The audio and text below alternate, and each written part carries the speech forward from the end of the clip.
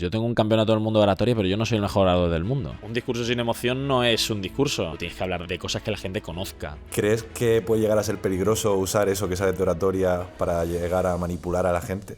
La pólvora es mala, es un arma de doble filo. ¿Qué diferencia hay entre un buen orador y una persona que simplemente habla bien? El debate me ha enseñado principalmente a perder. Y sé que hay gente que está ahí para ayudar y también hay otra gente que está ahí simplemente para estar. ¿Qué sucede para que cuando hablamos con los maestros de los niños que dentro de 15, 20 años ya estarán graduándose en las universidades, nos digan que esos chavales no van a saber hablar?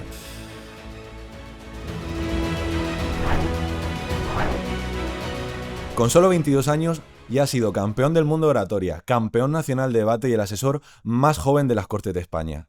Pero más allá de los títulos, hay alguien que ha hecho de la palabra su forma de pensar, de defender, de construir e incluso a veces de protegerse. En este episodio de B-Side hablamos con alguien que ha tocado el poder muy pronto, que ha aprendido a argumentar incluso cuando no cree en lo que dice y que ahora se enfrenta a una pregunta mucho más difícil que cualquier otro debate. ¿Quién quiere ser cuando no está compitiendo? Hoy tendremos una conversación sobre identidad, ambición y contradicciones. Nos visita Alberto García Chaparro. Alberto, gracias por venir. Gracias a ti por invitarme. Hoy va a ser un día en el que voy a intentar hablar incluso menos de lo habitual, porque da respeto tener sentado enfrente al campeón del mundo de oratoria. Si ves que lo hago mal en directo, pues me puedes corregir. Bueno, pero yo también escucho, ¿eh? Yo también sé escuchar, ¿eh? Me gustaría que nos contase un poco sobre ti, aquello que seguramente no se puede encontrar en Google, que cuesta más encontrar en los medios, pero que también es interesante que la gente conozca. Pues información básica, ¿no? Soy Alberto García Chaparro, malagueño, pero vivo y estudio en Madrid desde hace 5 años. Y, bueno, el objetivo que me conozcáis, que me conozcan todas las personas que escuchen este podcast lo máximo posible. Y luego te cuento todos los detalles que quieras saber. Yo estoy aquí para que tú me descubras. Muy bien. Pues lo primero que quiero descubrir es cuándo empezó esa relación con la palabra. La verdad que no recuerdo una etapa de mi vida en la cual yo no tuviera predilección o atracción por hablar en público. Quizá los primeros pasos son, yo al final como con mis padres son personas muy de comer en familia, cenar todos juntos y siempre se veía las noticias, el telediario, ¿no? Quizá ese gusanillo por la política y la conexión que tú tienes que hacer siempre entre política y comunicación, ¿no? Entonces yo creo que ahí se plantó la semilla y ya en primaria, quinto, sexto de primaria yo tenía claro que me gustaba hablar. Otra cosa distinta es que se me fuera a dar bien, ¿no? Pero tenía claro que me gustaba mucho hablar. Tenías claro que te gustaba hablar, pero ¿en qué momento te diste cuenta de que podía llegar eso a un siguiente nivel? Claro, el elemento competitivo, o sea, yo sabía que tú, pues hombre, la política es importante hablar, la abogacía es importante hablar, pero yo realmente desconocía que tú podías competir hablando en público, ¿no? Que una cosa es que tú saber hacer muchos toques con el balón y otra cosa es darte cuenta de que existe la Champions, ¿no? Pues una cosa parecida, yo creo que ya fue en cuarto de la ESO cuando descubrí el debate competitivo y supe que uno puede, digamos, hacerse su equipo, competir, tener unas posiciones y aprender un mundo completamente aparte de tu saber hablar bien en genérico, ¿no? Mm. ¿Hubo una persona que te impulsó, que te empujó más que el resto para dar ese paso? Yo siempre hablo de mi padre, ¿no? Yo sé que quizás es un poco tópico, un poco básico, pero mi padre es un gran orador, él es abogado, de familia encima, que es algo así, ¿no? Lo típico, derecho penal, que es muy, muy reconocido, que a la gente le gusta, pero oye, lleva tú un divorcio, lleva tú una herencia y encima comunica bien, hazlo bien, sentado, porque en España los juicios son sentados, no son rollo Americano. americanada así de pie, Harvey Specter. Entonces, hazlo bien, comunica bien sentado y yo siempre mi padre lo he tenido como una referencia en cuanto a saber comunicar. Mm. Pues hablamos de esa parte familiar, que al final no deja de ser emocional. ¿Usan mucho las emociones en tus discursos? Hombre, es que un discurso sin emoción no es un discurso. O sea, al final, un elemento fundamental, tanto en el fondo como en la forma, tú tienes que introducir elementos que te hagan conectar con el público. O sea, tú tienes que hablar de cosas que la gente conozca, ¿no? A mí me gusta hablar de mi familia, no por un elemento de manipulación, sino porque yo me siento cómodo hablando de mi familia. Siempre he sentido mucho apoyo por parte de todos mis seres queridos, entonces yo los introduzco mucho en mis discursos. Y luego también la forma en cuanto a la exposición que haces tiene que ir revestida o adornada con un sentimiento, que no es falsificarlo, no es falsificar la emoción que le pones, sino tú creerte lo que estás diciendo y acompañarlo con una convicción que lo que hace es aumentar las posibilidades de convencer a quien tienes delante. En oratoria lo entiendo, pero en el mundo del debate, en el que tienes también muchísima experiencia, soy consciente de que en ocasiones tenéis que defender puntos de vista y argumentos en los que no estáis de acuerdo. Mm. ¿Cómo haces eso para no falsearlo? Claro, esta es típica pregunta buena e importante, ¿no? O sea, al final nosotros nos preparamos una pregunta, nos preparamos un tema, a favor o en contra, como bien indicas, y yo tengo mi opinión de base. O sea, yo si me toca debatir sobre determinada legislación, pues yo estoy más a favor o más en contra. Pasan distintas cosas, ¿no? Primera opción, que tú a priori o antes de empezar la búsqueda de información tengas una opinión y la mantengas al final, y entonces encima la refuerzas y ahora lo puedes defender con mucha más razón, mucha más idea. O una segunda opción es que cambies de opinión, que eso alguna vez ha sucedido. Y luego la tercera, que es que te vuelves mucho más moderado en el sentido de entiendo el que opina que no y entiendo el que opina que sí. Quizá mantengo mi opinión, pero me mantengo ahí entre dos aguas. No supone un problema. O sea, no supone un problema si tú lo ves todo desde la utilidad académica que tiene. O sea, si tú entiendes el debate o entiendes la comunicación como una herramienta para ser menos dogmático, menos autoritario, pues yo no tengo ningún problema en defender algo con lo que no pienso. Pues una cosa es defender algo con lo que no pienses y otra cosa es hacerlo sin argumentos, sin evidencia, sin datos. Se puede defender todo, o casi todo. Se puede defender casi todo si lo haces de una forma lógica, razonada y educada. ¿Y qué te ha enseñado el debate que no te haya enseñado la oratoria? El debate me ha enseñado principalmente a perder. O sea, eso es algo que yo siempre digo mucho. Vamos a ver, yo he perdido mucho más que ganado. No, claro, ahora te pongo que el otro día me preguntaron por mi currículum. Y digo, claro, yo ahí te he puesto lo bueno. Yo no te he puesto lo malo, ¿no? Entonces, el debate me ha enseñado a perder en ese sentido porque he participado en muchas más competiciones de debate que de oratoria. O al final, dentro de las competiciones de debate, se elige a un mejor orador, ¿vale? Y luego también es una forma de construcción lógica mucho más avanzada y una capacidad de refutación mucho más avanzada. O sea, tú puedes hablar bien, hay gente que habla fantásticamente bien, así en general, pero debate ya es hilar un poco más fino, ¿no? Es escucharte, entender tu argumento, identificar el fallo y ser capaz de refutarlo, y eso pues quizás requiere agilidad mental, que no es simplemente poner bien el tono y cambiar la voz y mover las manos, ¿no? Que también es importante, por supuesto. ¿Qué diferencia hay entre un buen orador y una persona que simplemente habla bien?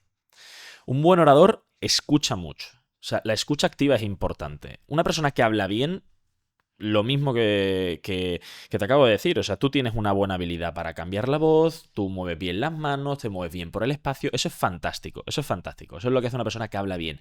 Un buen orador ya tiene una capacidad de coger el mensaje del otro, tiene una capacidad de escucha activa importantísima, importantísima. Yo es uno de los principales errores que identifico en la gente que intenta, digamos, sumergirse en el mundo de la comunicación o el debate. Digo, es que no estás escuchando a la otra persona. ¿Tú cómo vas a responderle? ¿Cómo vas a plantear argumentos en contra? ¿Cómo vas a refutar si tú no eres capaz de escuchar lo que está diciendo, ¿no? Entonces, para ser un buen orador, tú tienes que tener buena escucha activa. Y no es simplemente hablar bien, no es mover bien las manos, sino tener cualidades que van mucho más allá de la propia forma de exposición del mensaje. ¿Qué sientes que ganas y que pierdes al estar siempre con la mente en un modo argumentativo? Yo creo que quizá pierdes, voy a empezar por lo negativo, pierdes un poco la cercanía con el público, ¿no? Muchas veces, pues cuando te pones demasiado, pues mira, te lo voy a decir en tres razones. Primero tal, segundo tal, tercero tal. Hombre, habrá gente que dirá, joder, qué bien, qué rápido, ¿no? Y a otro que dirá, joder, qué petardo de tío, que siempre me da tres razones así, o siempre me lo intenta estructurar modo debate, ¿no? Esto es algo que sufrimos mucho los que hacemos debate, que todo el mundo se piensa que estamos en un debate constante, o muchas veces yo también lo cometo, que pienso que estoy en un debate constante, ¿no? Entonces yo quizá eso es algo malo, la desconexión con el público y cuando yo hablo.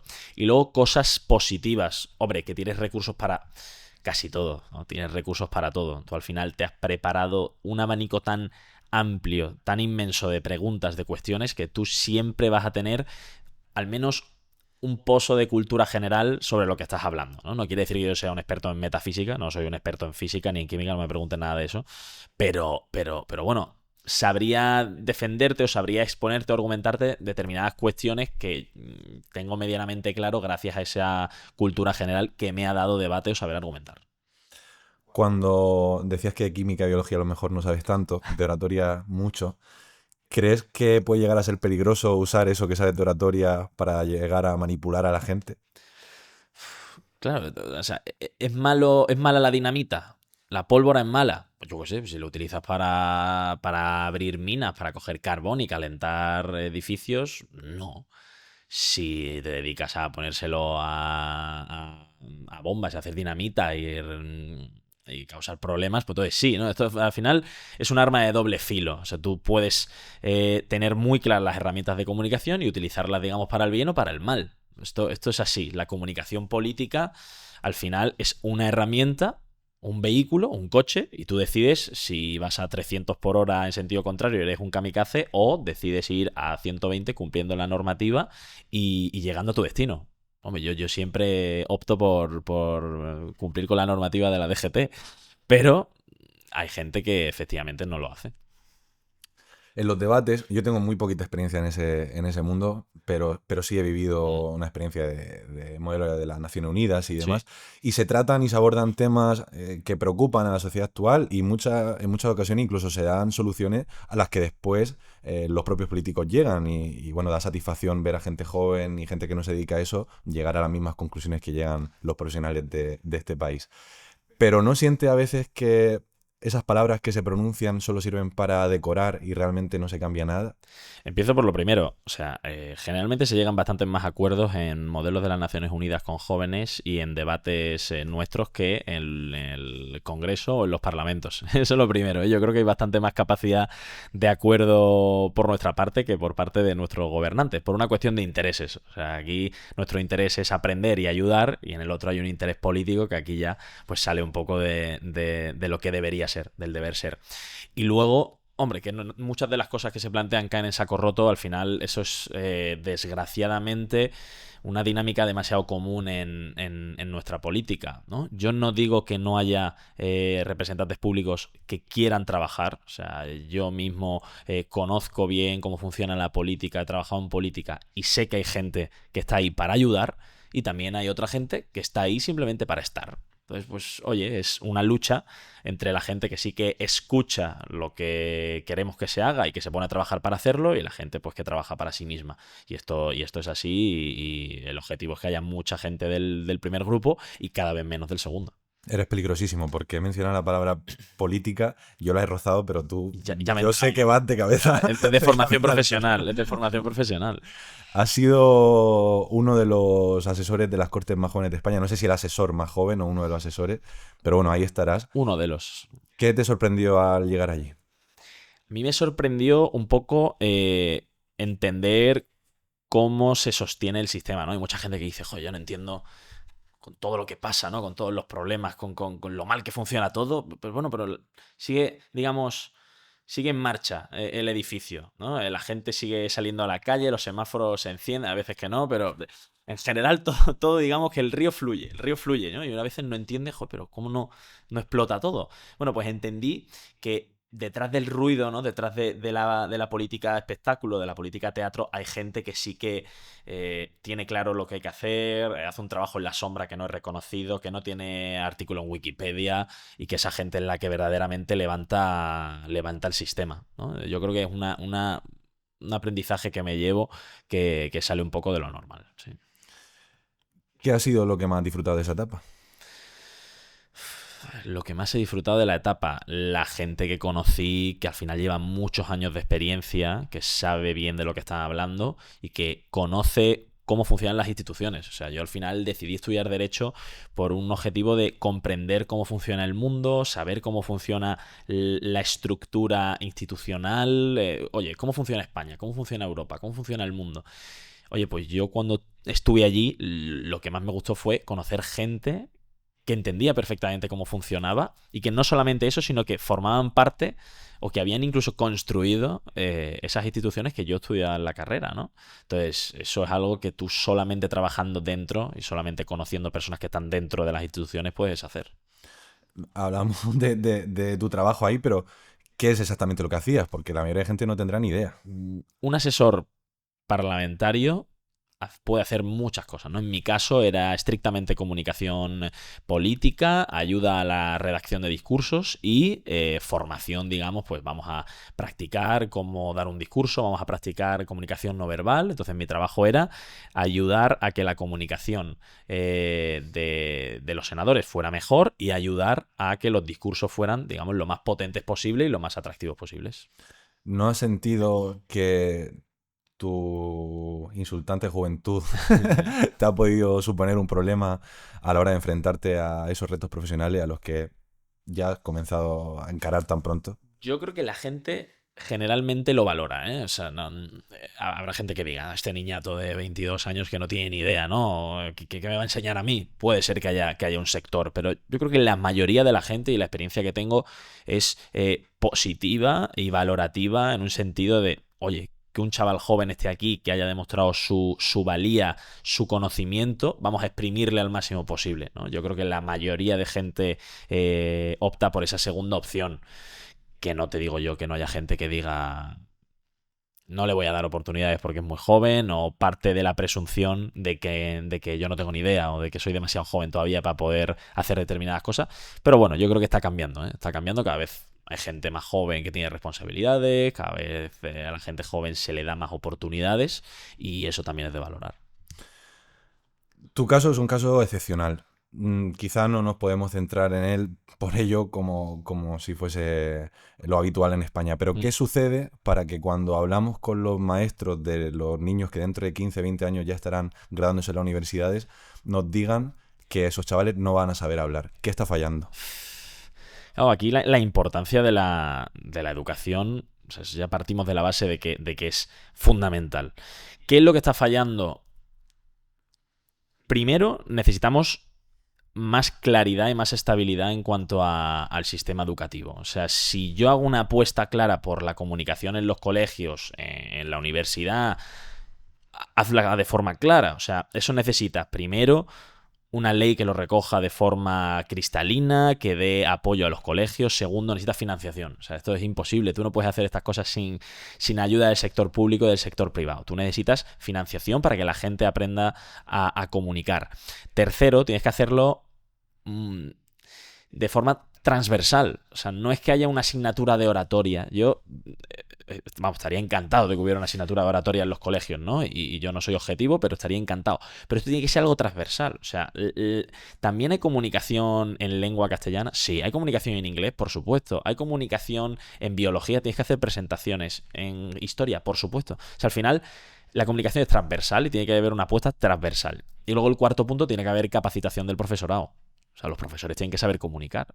Claro, no, es que el niño no sabe hablar. Bueno, pero tú sabes aprovechar las herramientas que te da la oratoria, el debate, la comunicación para dar tus clases. Eso también es importante, ¿no? Entonces, capacitar al profesorado para que el cuerpo docente tenga los recursos necesarios para poder enseñar también a dar clase. Hablamos del futuro del país, ahora hablamos de tu futuro. Ujú. ¿Cómo te gustaría verlo de aquí a 5 o 10 años? De aquí a 5 o 10 años, claro, esto es buena pregunta, ¿no?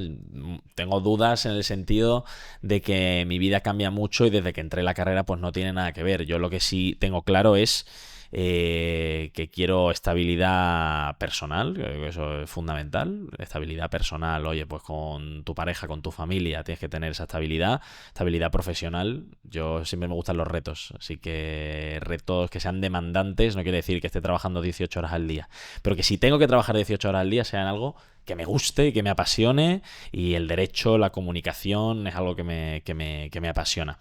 Y luego estabilidad física. Oye, pues tú tienes que tener salud. Espero que con 30 años, ¿no? Ahora que tengo 22, con 30 años dentro de 10 estaré todavía bien, ¿no? Pero llegará un momento en el que eso pasará a ser la prioridad absoluta y que sin salud no puedes desarrollar el resto de cosas, ¿no? Entonces no te digo dónde me veo porque no lo puedo saber, pero sí que me veo cumpliendo con esas tres estabilidades y consiguiendo ese camino hacia la felicidad, que es el objetivo de todo. Y habiendo llegado tan lejos, siendo tan joven en el mundo en el que tú te mueves, ¿no te asusta de repente que haya un frenazo y dejar de pronunciar esa curva? Que va, porque es que el mundo es tan ancho. O sea, el mundo es tan ancho. Yo tengo un campeonato del mundo de oratoria, pero yo no soy el mejor orador del mundo. O sea, hay gente que habla mucho mejor que yo. Yo fui el mejor de los que se presentó. Eso es algo importante. Fui el mejor de los que se presentó. No quiere decir que yo sea el que mejor habla del mundo y eso yo lo tengo clarísimo, ¿no? Yo puedo haber llegado todo lo lejos del mundo en el debate, pero no he llegado todo lo lejos del mundo en la formación en debate. No he llegado todo lo lejos del mundo en formar a profesorado, en dar clases a ejecutivos. No he llegado todo lo lejos del mundo en política, en asesoría, en docencia, en abogacía, ¿no? Yo creo que el mundo es tan amplio, que si yo me pensara que por haber ganado un campeonato del mundo o por haber sido asesor tan joven, yo lo tengo todo hecho, yo creo que eso sería un error de concepto de mi vida. ¿Cómo has gestionado ese ego? Porque a lo mejor alguien que no te conozca y te esté escuchando ahora puede decir, eso es falsa modestia. Todo lo que está diciendo Alberto es falsa modestia. En el momento en el que tú llamabas a tus padres, no sé si estaban delante cuando te dieron el premio, la noticia de que te habían nombrado mejor orador del mundo, seguro que tuviste un subidón. ¿Cómo lo gestionaste? Claro, habrá gente que te dirá, nada, esto es falsa modestia, este tío no es humilde y es un chulo prepotente, ¿no? Esto ha sido algo bastante constante en mi vida. Primero de todo, no creo que la confianza en uno mismo sea sinónimo de chulería. O sea, tú tienes que ser una persona segura de ti misma, ¿no? O sea, yo me considero una persona segura de mí misma, sí. Comunicando, sí. Enseñando, sí. Habrá cosas para las que no. Para correr una media maratón ya te aseguro que no soy una persona segura de mí misma, pero en comunicación sí. Y luego, segundo, yo siempre he tenido muy claro que tú no te puedes desvincular de la gente con la cual tenías una brillante relación antes de que te fuera bien, ¿no? Yo tengo mis mejores amigos de Málaga, mis amigos del colegio, mi grupo de amigos de la infancia que lo sigo manteniendo de forma rocosa, férrea y absoluta. Entonces, tengo esa gente que me querían por ser yo, no que me querían por haber ganado nada ni por tener trofeos en las vitrinas, y eso yo creo que te hace mantenerte un poquito con los pies en la mesa. Mm. Y en ese momento en el que tú ganas ese premio, estoy seguro, lo sé porque lo he hablado contigo, hubo algo que empezó a cambiar, te empezaron a llamar de centros y demás. ¿Cuándo te diste cuenta de que podías hacer de esto tu profesión? Ya incluso antes de ganar el Mundial, incluso antes de ganar el Mundial, yo entendí que al final esto es una carrera de uno mismo y que tenía que hacer una campaña casi política, porque había una parte del Mundial que era voto popular. Es verdad que tiene una parte muy residual en la calificación, ¿vale? Pero bueno, yo también me lo tomé como un reto. Entonces ya antes de la final del mundo, muchos periodistas interesados, mucha gente apoyando, muchas instituciones educativas interesadas. Y luego es verdad que la explosión justo desde el 17 de octubre, que ganó el Mundial, ahí pues todo se multiplica por 10 o por 100, ¿no? Entonces, yo creo que lo importante es aprovechar. O sea, tú puedes ganar el campeonato del mundo o puedes ganar un reconocimiento importante y no aprovecharlo. Y no aprovecharlo en el mal sentido, sino, oye, autorreconocer que he sido capaz de hacerlo y ese éxito exprimirlo al máximo, ¿no? El éxito no es simplemente alcanzarlo, sino poder sacarle el provecho que requiere. Entonces yo creo que estamos en eso, en sacarle provecho y también reconocer que tienes ese título en tu cuarto y eso pues ayuda. Tienes claro lo que quieres ser. ¿Y aquello que no quieres ser? Lo que no quiero ser es infeliz. O sea, yo no quiero ser infeliz. Infeliz. Yo creo que nadie quiere ser infeliz, ¿eh? Pero hay gente. Pero es que, claro, para mí la infelicidad, por ejemplo, contentarme sería ser infeliz. O la mediocridad para mí sería infelicidad también, ¿no? Claro, nadie quiere ser infeliz, por supuesto.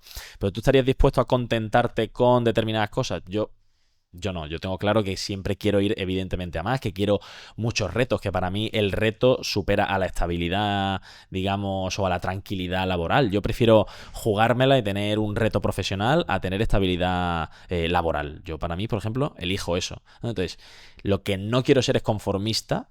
Lo que no quiero ser es una persona que se contente con lo que tiene y lo que no quiero ser en definitiva es una persona infeliz cumpliendo con lo que yo entiendo que tiene que tener una persona exitosa personal y profesionalmente.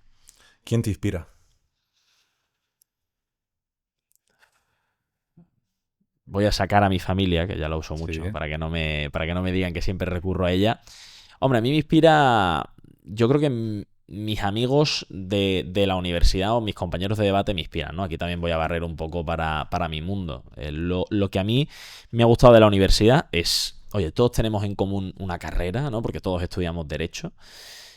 Uno lo hace con filosofía, el otro lo hace con un máster de abogacía internacional, otro con relaciones internacionales. Cada uno lo complementa con lo que quiere. Todos estudiamos lo mismo, pero con sus añadidos distintos.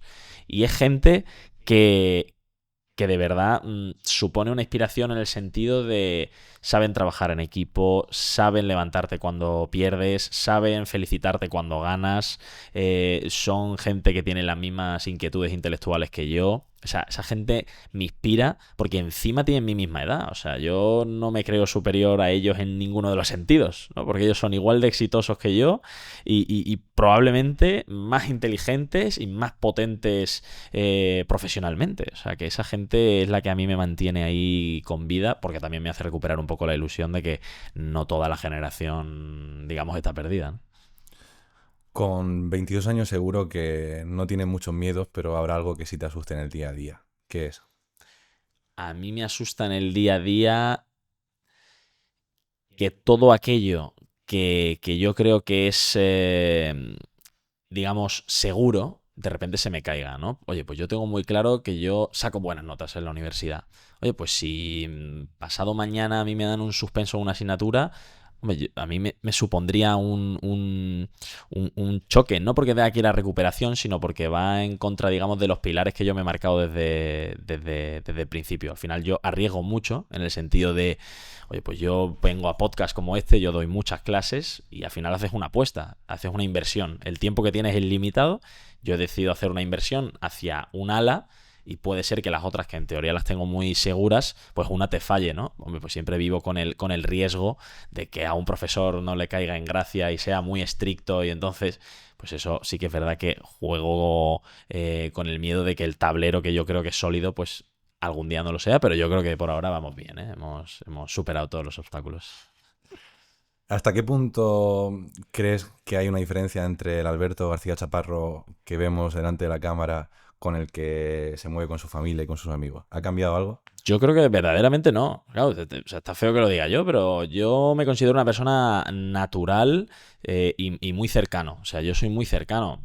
Oye, es que yo quiero recibir un curso de tal o quiero que nos tomemos un café.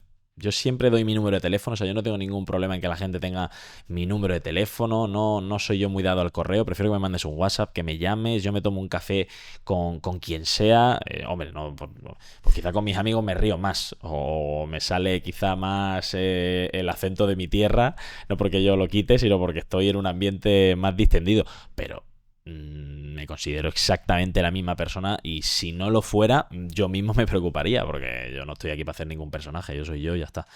Mi madre dice mucho que hay gente que me odia mucho o que me ama mucho. Entonces yo soy como muy bipolar la gente conmigo. Le caigo muy bien o le caigo muy mal. Por ahora le caigo más gente bien que mal. Entonces espero que siga siendo así. Que a lo mejor hay gente que tiene la duda de si realmente es justo que gane el que mejor sabe usar la palabra por encima del que quizá tenga más información. Claro, pero es que el tener más información no implica saber utilizarla mejor. O sea, es que, de hecho, en muchas ocasiones saber más de un tema es contraproducente. O sea, si tú tienes mucha información, pero no la sabes estructurar, no la sabes contar de una forma que a la gente le llegue, no te adaptas a lo que el público conoce o está dispuesto a escuchar, oye, tú puedes tener toda la información del mundo y ser premio Nobel de física. Pero si tú las 1 millón de cosas de física que sabes no las sabes explicar bien, joder, pues ganará el que sabe 10 cosas, pero esas 10 cosas las comunica de forma eficaz, ¿no? Y yo creo que si alguna persona se pica, ¿no? Con eso, esta palabra muy nuestra, si tú te picas por eso, oye, pues yo creo que es problema tuyo y que tienes que coger un curso en comunicación para no perder. ¿Hay algún tema que no serías capaz de defender en un debate? Hombre, yo creo que todo se puede defender en su justa medida. Hombre, pues yo qué sé. Pues deberían poder violarse los derechos humanos. Claro, no, depende. Claro, aquí ya entra el marco. Depende, puede ser. Hay supuestos en los que a lo mejor sí, para salvar otros derechos humanos. Hay derechos que priman sobre otros. ¿Qué es más importante, la vida o tal? Yo creo que todo se puede discutir todo se puede discutir, ¿eh? Hay cosas con las que me sentiría más cómodo defendiendo y cosas con las que no. Y esto yo creo que es algo que me parece importante, ¿eh? No están manipulando. O sea, el hecho de que yo pueda defender una cosa y la contraria no implica que yo no tenga mi opinión firme. Implica que soy menos sectario y que veo la bondad en el argumento ajeno, ¿eh? No quiere decir que yo no tenga clara mi opinión. Yo tengo mi opinión, mi ideología, mis criterios, pero bueno, el debate te hace más abierto de mente en ese sentido. ¿Hay algún político español en activo o no Hmm. que te hiciese ilusión, imagínate que puedes retroceder en el tiempo, haberle escrito algún discurso? Hombre, aquí sí, yo siempre me acuerdo de Suárez. La concordia fue posible, un señor que en el contexto en el que lo hizo, con el éxito con el que se hizo, encima una transición a la democracia que para mí es ejemplar en el mundo entero, pues, hombre, a mí me habría encantado poder escribirle un discurso a Suárez, efectivamente. Pero bueno, quedaban muchos años para que yo naciera cuando le tocó a él. ¿Y a quién te hubiese gustado tener enfrente en la tribuna, debatiendo contra él? Debatiendo contra él, Él pues o ella. me habría gustado tener enfrente quizá a Zapatero. Por una cuestión, es el primer político que yo recuerdo. El primer político que yo recuerdo es Zapatero. Yo al final nací en el año 2002 y cuando yo empecé a tener conciencia de la política, 8 9 años, estás ahí en los primeros pasos. Yo creo que Zapatero es el primer político que yo recuerdo de haber visto en la tele. Entonces, pues quizá para recordarme a esa época, que encima también pues una época complicada para España, pues sí que me habría gustado enfrentarme a él, digamos, dialécticamente. Muy bien. Yo creo que sé quién hubiese ganado. Pero... Bueno, pues tiene que verlo. Se lo propondré algún día. A ver si... A mí me gustaría también que nos contases en qué momento de tu vida le comunicas a tu familia que te quieres dedicar a esto y cuando alguien que te quiere sabe que vas a tener exposición mediática, normalmente se asusta. ¿Cómo se lo tomaron ellos? Mi abuela siempre ha tenido... Vamos, mi abuela, yo cuando le digo... O sea, mi abuela ha cambiado, de opinión. Al principio era muy anti todo lo que tuviera que ver con perder privacidad, perder intimidad y salir en internet. Era muy anti eso. Y ahora se ha vuelto más... Pues bueno, yo creo que lo ha entendido. Tampoco ha tenido otra opción, ¿no? Tampoco ha tenido otra opción. Lo ha acabado entendiendo. Y mis padres siempre han sido muy flexibles en ese sentido. O sea, han sido flexibles en que yo, pues al final, tomo mis propias decisiones, yo asumo los perjuicios y los beneficios, hago una ponderación, lo pongo en una balanza y veo qué es lo que me pesa más o menos. Y también teniendo claro que me puedo equivocar, ¿no? Me puedo equivocar. Yo hoy puedo pensar una cosa y dentro de unos años pensar otra o reconocer que tomé una decisión no acertada. Y no pasa absolutamente nada, pero en general mis padres siempre me han apoyado y son los que siempre están ahí aplaudiendo en los debates y animándome con que siga, que siga. Voy a darte en el gusto y te voy a preguntar algo que sé que te gusta responder. Oh, me encanta. A ver. ¿Qué crees que le está pasando a la clase política para que estemos viviendo este momento en el que nos encontramos con políticos de tan poco nivel? Súper fácil. Desconexión. Desconexión. O sea, estás desconectado de la realidad. Desconexión de la realidad. O sea, yo creo que la política tiene que ser una máquina solucionadora de problemas. O sea, la labor del político es solucionar los problemas de la gente. O sea, es así de sencillo. No crear problemas. O sea, si tú estás en las instituciones, en el Parlamento, en el Congreso, y generas obstáculos a la gente, estás literalmente yendo en contra de tu objetivo como político, ¿no? Entonces, hay un problema de desconexión, de que los políticos en muchos casos, no todos, pero en muchos casos no saben qué está pasando. O sea, no saben qué está pasando. Y no quiere decir hacerte una foto con un señor de una industria amigo de tu partido. No quiere decir eso. O sea, ve a la calle, escucha a la gente, reúnete con asociaciones, reúnete con la sociedad civil, reúnete con representantes. Habla con la gente, ve al metro. Yo esto, te vas a reír, ¿vale? Pero hay una cosa que me parece súper súper graciosa. En la estación de Atocha, en el metro de Atocha, hace una reforma increíble de la estación de metro. La estación de Atocha, que en teoría allí la mayoría de personas, o un gran porcentaje de la gente, va con maletas. Oye, pues cuando tú pasas por el torno, ¿no? es un coñazo pasar con la maleta con el torno porque muchas veces no la puedes pasar. Digo, vamos a ver, si haces la reforma, ¿por qué no cambian los tornos, que es mucho más importante, y quede así y se abra la compuerta en vez del torno? Esto es una tontería, pero que yo la primera vez que lo vi dije, tío, te gastas millones de euros en cambiar una estación y algo que verdaderamente es una tontería, que no te cuesta nada, pero que refleja que tú entiendes, joder, aquí la gente viene con maleta, vamos a, en vez de gastármelo en una luz LED súper chula, que está genial, como las que tenemos aquí, voy a gastármelo en para que la gente pueda pasar fácil y no solamente tengo una puerta de estas de tal para discapacitados. Es como, claro, como el que lo ha hecho no pasa por aquí, no trae maleta aquí, entonces, pues, ¿cómo lo vas a ver? ¿Cómo lo vas a ver, no? Entonces, pues un poco eso. ¿Cómo se entra en política, bajo tu punto de vista, sin ensuciarse las manos? ¿No? Uno puede entrar en política, oye, trabajar en tu pueblo, ser Entrar concejal, seguro, avanzar. avanzar, trabajando bien, o sea, trabajando bien, demostrándole a los ciudadanos y también a tu partido que tú eres una persona que sabe trabajar, que sabe solucionar problemas.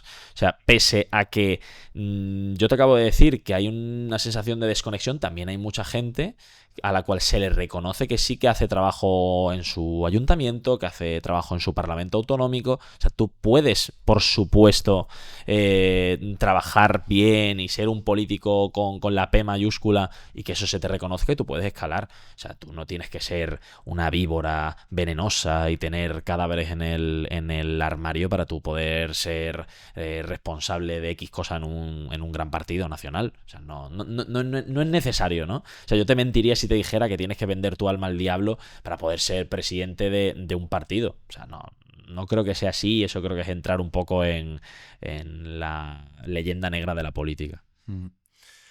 Esté de acuerdo o no con ese político o política, Mm. ¿hay alguno que creas que está infravalorado y que realmente te guste su forma de comunicar y llegar a la gente? Hombre, a mí el mejor comunicador del Congreso me parece Gabriel Rufián, que yo creo que lo dicen mucho, y es verdad, O sea, no utiliza papel, no creo que esté infravalorado, yo creo que se le valora bastante como comunicador, quizá no tanto como político, se le valora más como comunicador que como político. Yo creo que en general él es buen político y buen comunicador.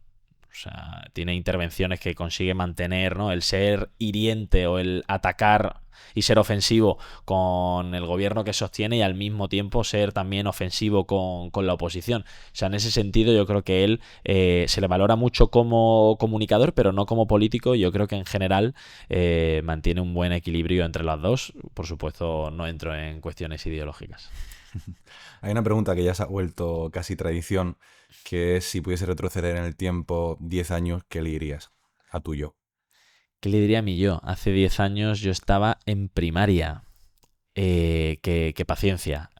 Le diría que paciencia. Yo creo que uno de mis principales problemas ha sido y sigue siendo el querer correr mucho. O sea, yo hago un esfuerzo de zen mental para saber que no hay que correr tanto y que al final pues tienes toda la vida por delante. Lo que hoy un año me parece mucho, dentro de nada te parecerá ridículo, ¿no? Entonces yo allí en sexto de primaria yo decía, joder, me quedan 4 años de secundaria, 2 de bachillerato, 6 años, ¿no? Qué locura, ¿yo cómo aguanto esto?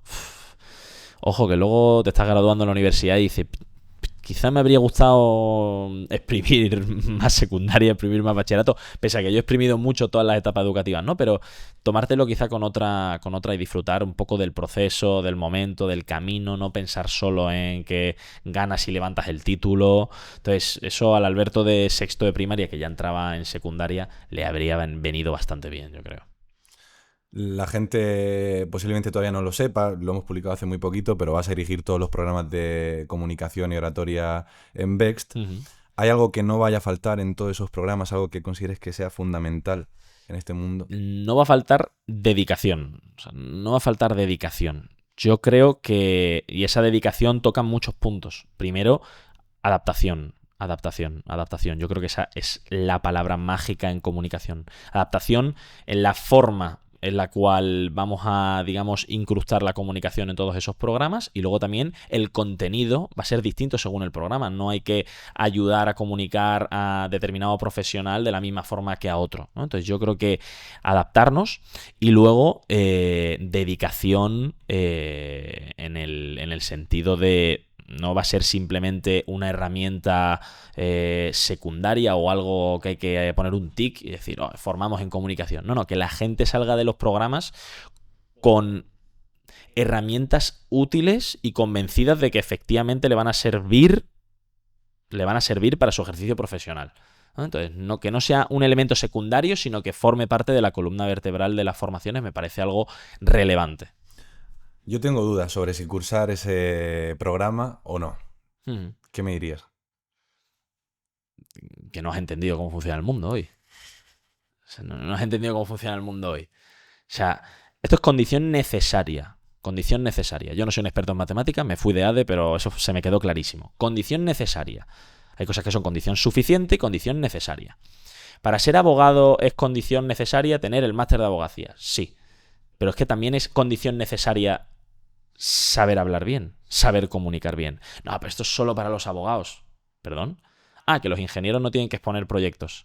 No, es que yo soy programador. Bueno, yo qué sé, quizás si tu trabajo es solamente ponerte ahí con Python y tal ahí, pues quizás no lo necesitas, pero serán los menos. Incluso si eres programador y piensas que esto no va contigo, la diferencia entre un programador que siempre estará ahí detrás del ordenador y un programador que hace una empresa, un programador que consigue rondas de inversión, un programador que digamos, sale en los medios, que consigue clientes, es saber comunicar. Es que yo soy odontólogo, soy médico. Yo he dado clase a dentistas, he dado clase a profesionales del mundo sanitario que les invitan a foros, que les invitan a congresos y luego saben hacer muy bien su trabajo en el mundo de la medicina, pero luego tengo miedo de exponer cómo hago mi trabajo. Es algo que piensas que no va contigo hasta que te toca, ¿no? Todas las profesiones necesitan saber comunicar. Y si quieres que te lo saque del mundo profesional, oye, es que tú mismo como ciudadano lo necesitas. O sea, tú mismo como ciudadano lo necesitas. Necesitarás saber comunicar para tus relaciones sociales. Necesitas para digamos, desarrollarte en la sociedad de hoy. Hoy